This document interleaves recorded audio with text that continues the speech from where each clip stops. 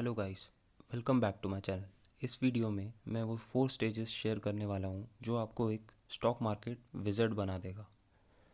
हमारे साथ ऑफ्टन ऐसा होता है कि हम एक सही स्टॉक में गलत टाइम पे फंस गए या फिर एक सही स्टॉक गलत टाइम पर एग्ज़िट कर दिया। ऐसा इसलिए होता है क्योंकि हमारी एंट्री और एग्ज़िट सही नहीं है।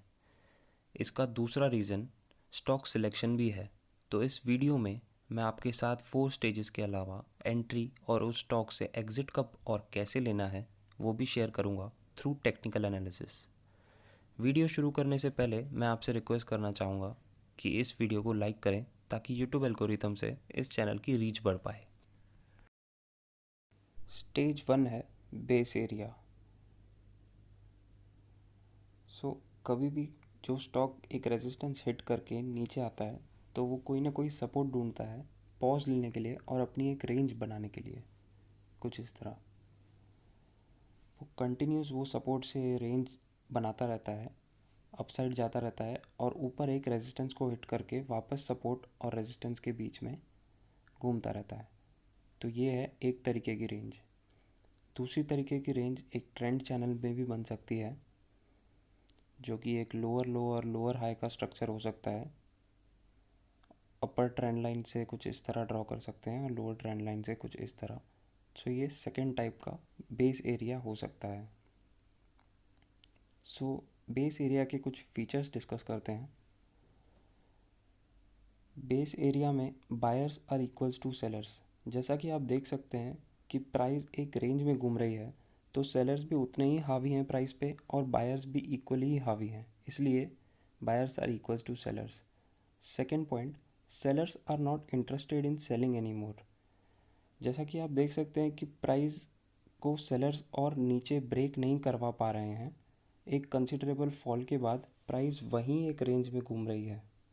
जब भी सेलर्स प्राइस को नीचे लेके आने की कोशिश करते हैं उतनी ही ज़्यादा फोर्स से बायर्स प्राइस को ऊपर लेकर जाते हैं। So sellers are not interested in selling any more. The third point is buyers are not looking for concession. इसका मतलब ये है कि बायर्स अब बाइंग के लिए वेट नहीं कर रहे हैं किसी प्राइस ड्रॉप का। वो लोग CMP मतलब करंट मार्केट प्राइस पे ही बाय कर रहे हैं। जो प्राइस उनको चार्ट पे दिख रही है वो उसी प्राइस पे बाय कर रहे हैं, क्योंकि वो लोग डिस्काउंट का वेट नहीं कर रहे हैं इस प्राइस पे। The fourth point is moving average, जो कि एक लीडिंग इंडिकेटर है, losing downside slope and flatten out. Moving average हम अपनी चार्ट पे प्लॉट करते हैं और वो विजुअली कुछ इस तरह दिखता है। प्राइस के साथ मूविंग एवरेज की लाइन नीचे आ रही थी, बट जैसे ही प्राइस ने सपोर्ट लिया तो उसने अपनी डाउनसाइड स्लोप को लूज़ कर दिया और वो फ्लैटन आउट हो गई प्राइस के अराउंड। विजुअली वो कुछ इस तरह दिखेगी। And the fifth point is do not enter in between as you can get stuck and wait for a long time. हमें एंट्री इस रेंज के बीच में बिल्कुल नहीं करनी है। हमें एंट्री तभी ही करनी है जब इस रेंज का प्रॉपर ब्रेकआउट हो ऑन द अपसाइड और वो वापस एक रीटेस्ट ले अपनी ब्रेकआउट पॉइंट पे और उस रीटेस्ट से सपोर्ट लेने के बाद अपना एक ट्रेंड कंटिन्यू करे। ये हमारी एंट्री होगी, आइडल एंट्री। क्योंकि टाइम इज़ मनी और हमें वो दोनों ही वेस्ट नहीं करने हैं। रियल टाइम चार्ट पे अगर हमको बेस एरिया आइडेंटिफाई करनी है तो हम इस तरह आइडेंटिफाई करेंगे। ये लाइन मूविंग एवरेज है। ये अगर हम 1600 पे एक लाइन ड्रॉ करें और 800 पे एक लाइन ड्रॉ करें तो आप देख सकते हैं कि मारुति सुजुकी की चार्ट काफ़ी सालों तक 800 से 1600 की रेंज में थी और इसकी मूविंग एवरेज, जैसे कि हमने डिस्कस किया था, completely फ्लैट थी अराउंड प्राइस। बायर्स और sellers are equal in this area और इस रीजन को हम बेस एरिया कहते हैं। Second stage is the advance stage. जैसे हमने प्रीवियसली डिस्कस किया कि स्टॉक वन में एक रेंज में होता है। जैसे ही ये रेंज टूटती है और एक रीटेस्ट के बाद जब प्राइस सपोर्ट लेती है उस ब्रेकआउट रीजन का और एक ट्रेंड बनाती है तो उसे हम एडवांस स्टेज कहते हैं।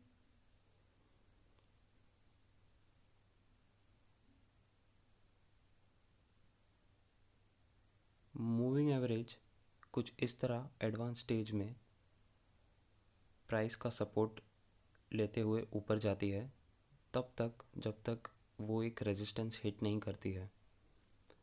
कुछ पॉइंट्स डिस्कस करते हैं एडवांस स्टेज के बारे में। Number 1, the stock breaks the range and is ready for trend.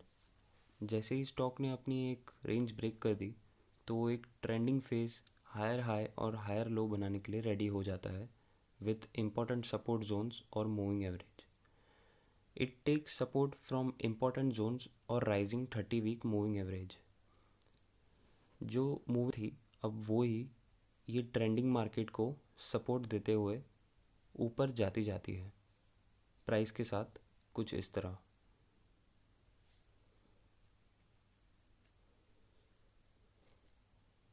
Third point, interestingly this stage occurs when the fundamentals are weak. इस स्टेज पे आप नोटिस करेंगे कि स्टॉक के बारे में हर जगह पे सिर्फ बैड न्यूज़ ही होती है, फिर भी ये स्टॉक ऊपर जाता जाता है। उसका रीज़न है कि weak hands are exchanging hands with strong hands, क्योंकि उनको पता है कि प्राइस फ्यूचर को डिस्काउंट करती है, प्रेजेंट को नहीं। At this stage buyers are more than sellers. As it is clearly evident by chart, buyers ज़्यादा होंगे सेलर से तो ही प्राइस ऊपर जाएगा। The fourth point is buy at the breakout और रीटेस्ट। कभी भी आप स्टॉक को चेज़ नहीं कीजिए अगर वो आपके हाथ से चला जाता है तो आपको सिर्फ एंट्री लेनी है ब्रेकआउट पे या उसके रीटेस्ट पे। Fifth point, momentum is lost as investors panic sell to lock the profits.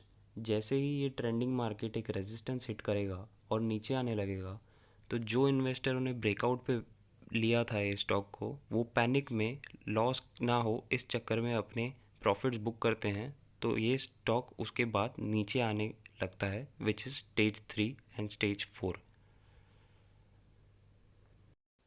ये एडवांस स्टेज का चार्ट पे एग्जांपल है। ये मारुति सुजुकी की वीकली चार्ट है। तो मारुति सुजुकी ने अपना फर्स्ट स्टेज ब्रेक करके और एक बार रीटेस्ट लेके अपनी अपवर्ड जर्नी कंटिन्यू कर दी थी 30 वीक मूविंग एवरेज के सपोर्ट के थ्रू। तो जैसा कि चार्ट पे दिख रहा है मारुति सुजुकी अपने सेकंड स्टेज जो कि एडवांस स्टेज है उसमें एंटर करने के बाद continuous higher high and higher low बना के ऊपर जा रहा है 30 वीक मूविंग एवरेज के सपोर्ट लेके। Is the top area. तो पहली स्टेज से निकलने के बाद जब एक स्टॉक एडवांस स्टेज की तरफ ब्रेकआउट लेके ऊपर जाता है तो वो एक टॉप बनाता है। इस टॉप एरिया में वो हर बार एक न्यू हाई बनाता है बट उसे सस्टेन नहीं कर पाता है क्योंकि ऊपर की तरफ बहुत सेलिंग प्रेशर होता है सेलर्स से। तो वो एक रेजिस्टेंस क्रिएट करता है जिसे स्टॉक बार बार हिट करके एक रेंज में फंस जाता है कुछ इस तरह। और ये रेंज स्टेज 1 से बहुत सिमिलर है बट काफ़ी डिफरेंट भी है कुछ मामलों में, वो हम देखेंगे। स्टेज 1 की तरह ये ब्रेकआउट नहीं देता है ऊपर की तरफ बट ये ब्रेक डाउन देता है नीचे की तरफ। मूविंग एवरेज जो कि एक अपसाइड मोमेंटम में थी वो वापस स्टेज 1 की तरह फ्लैट हो जाती है प्राइस के अराउंड, और जैसे ही ये ब्रेक डाउन होता है तो मूविंग एवरेज इसे क्लोक करती है प्राइस को ऊपर से। जैसे कि स्टेज 2 में वो नीचे से क्लोक कर रही थी, स्टेज 3 में मूविंग एवरेज ऊपर से प्राइस को क्लॉक करती है। इस स्टेज का पहला फीचर है buyer slowly getting equal to sellers. Second feature, fundamental news is all good in this time. इसका मतलब ये है कि जब स्टॉक अपने टॉप एरिया से ब्रेक डाउन करता है तो लोगों को बाय करवाने के लिए फंडामेंटल न्यूज़ बहुत अच्छी रहती है ये टाइम पे। Third point is MA starts to flatten out, जैसे कि हम देख रहे हैं। Fourth point is forms a top and breaks the range. एक टॉप बनाने के बाद प्राइस सस्टेन नहीं करता है और वो नीचे आ जाता है। और good news about the stock everywhere. एक और पॉइंट ध्यान में रखते हैं, ये स्टेज 3 जो एक टॉप एरिया है अगर वो स्टेज 2 में कन्वर्ट हो जाता है तो वो बहुत ही ड्रास्टिक मूव देता है ऑन द अपसाइड। तो हम मारुति सुजुकी चार्ट पे एनालाइज करते हैं स्टेज 3 को। 2 स्टेज के बाद मारुति सुजुकी ने एक ब्रेक लेके अपनी टॉप एरिया बनाई थी वीकली पे, और उसने ब्रेकडाउन के बाद बहुत बड़ा ड्रास्टिक डाउन मूव दिया। आप मूविंग एवरेज को भी देख सकते हैं कि कैसे उसने प्राइस को ऊपर से क्लोक करके रखा है।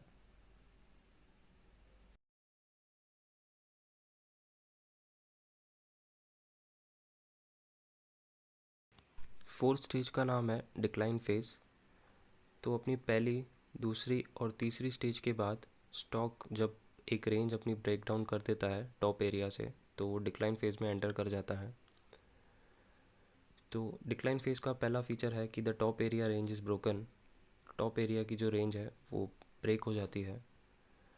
सेकेंड फीचर है low volume should not be considered as false breakdown. Breakdown के समय अगर चार्ट पे जो वॉल्यूम्स प्लॉट होते हैं नीचे कुछ इस तरह, वो लो भी हैं, तो उसे एक फॉल्स ब्रेकडाउन नहीं कंसिडर करना चाहिए, क्योंकि सेलिंग के टाइम पे लोगों को सिर्फ पोर्टफोलियो से अपने स्टॉक निकालने पड़ते हैं और उसके लिए पैसे नहीं लगते हैं। इसलिए ये फॉल्स ब्रेकडाउन नहीं होता है, इसे हम लो वॉल्यूम्स को भी सेल ऑफ ही कंसिडर करेंगे। द थर्ड फीचर है low volumes while retracing is a disaster sell off. तो इसे हम डिटेल में स्टडी करते हैं। कोई भी स्टॉक जब अपना एक ब्रेकडाउन देता है या ब्रेकआउट देता है, तो जिधर से उसने ब्रेकडाउन या ब्रेकआउट दिया है वो पॉइंट या उसके आसपास रिट्रेस करने जाता है। अगर इस रिट्रेसमेंट के समय वो स्टॉक्स के वॉल्यूम बहुत कम थे, ये रिट्रेसमेंट के समय मतलब जो बायर्स बाय कर रहे हैं वो बहुत कम वॉल्यूम पे बाय कर रहे हैं, तो it is a disaster sell off. मतलब नीचे जाते समय तो बहुत बड़े वॉल्यूम से वो नीचे आया था, बट ऊपर जाते समय वो बहुत कम वॉल्यूम से ऊपर जा रहा है और वापस उसे अपनी डाउनवर्ड जर्नी ही कंटिन्यू करनी होगी।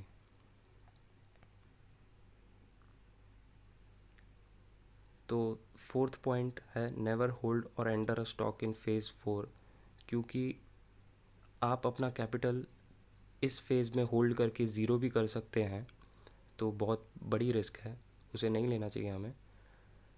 Fifth point is every hands a winner and every hands a loser. इसका मतलब ये है कि हमें स्टॉक मार्केट में किसी भी ट्रेड में एंटर करते समय पहले तो ये दिमाग में रखना है कि हमारा हर एक ट्रेड ज़ीरो भी हो सकता है और हर एक ट्रेड 100 भी हो सकता है। तो इस वजह से हमें अपना स्टॉप लॉस एक प्रॉपर जगह पे मेंटेन करना है। तो अभी हम इन चारों स्टेजेस का एग्जांपल वेंकीज इंडिया के वीकली चार्ट पे देखते हैं। चार्ट पे विजिबल एक रेंज होगी जो आप ऐसे आइडेंटिफाई कर सकते हैं। अपर ट्रेंड लाइन से 600 की लेवल से नीचे 550 की लेवल तक एक रेजिस्टेंस थी, और एक हॉरिजॉन्टल लाइन 120 लेवल पे ड्रॉ करेंगे तो एक सपोर्ट मिलता है। तो वेंकीज इंडिया काफ़ी समय तक 650 से लेके 120 की रेंज में था, बट जैसे ही वेंकीज इंडिया ने ये 550 की रेंज और 600 की रेंज को ब्रेक किया ऑन द अपसाइड, तो ये स्टॉक स्टेज 2 में एंटर हो गया, जो कि कंटिन्यूस हायर आए और हायर लो बनाते गया।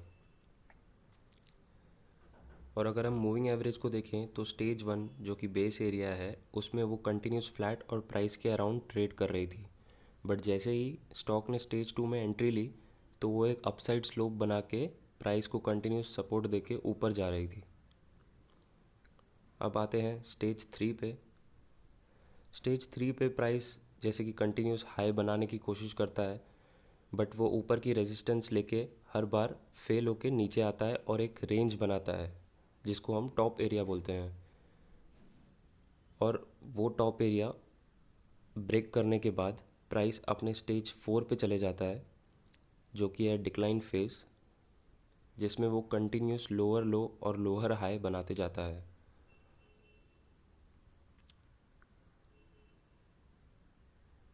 स्टेज 4 में आप देख सकते हैं कि ये कंटिन्यूस लोअर और लोअर लो और लोअर हाई बना रहा है, और मूविंग एवरेज भी अगर आप नोटिस करें तो कंटिन्यूस प्राइस को ऊपर से रेजिस्टेंस दे रही है।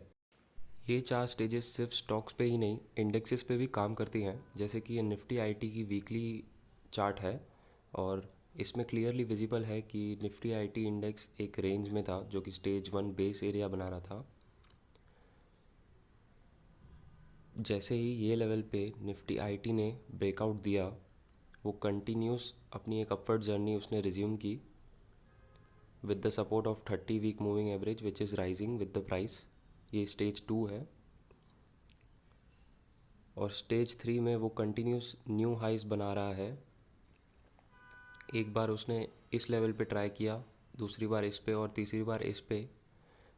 ये स्टेज 3 है, टॉप एरिया, बट उसने फेल कर दिया, जो कि है स्टेज 4।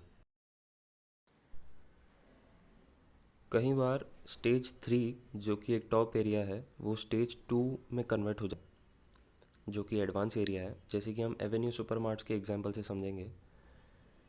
ये स्टेज 1 एरिया थी जहाँ पे स्टॉक बेस एरिया बना रहा था। वहाँ पे मूविंग एवरेज भी फ्लैट प्राइस के अराउंड ट्रेड कर रही थी, और जैसे ही उसने ये एरिया ब्रेक की, स्टॉक एक एडवांस स्टेज पे चला गया, जो कि स्टेज 2 है with rising 30 week moving average. इसके बाद वापस स्टॉक ने एक टॉप एरिया बनाने की कोशिश की, जो कि है स्टेज 3।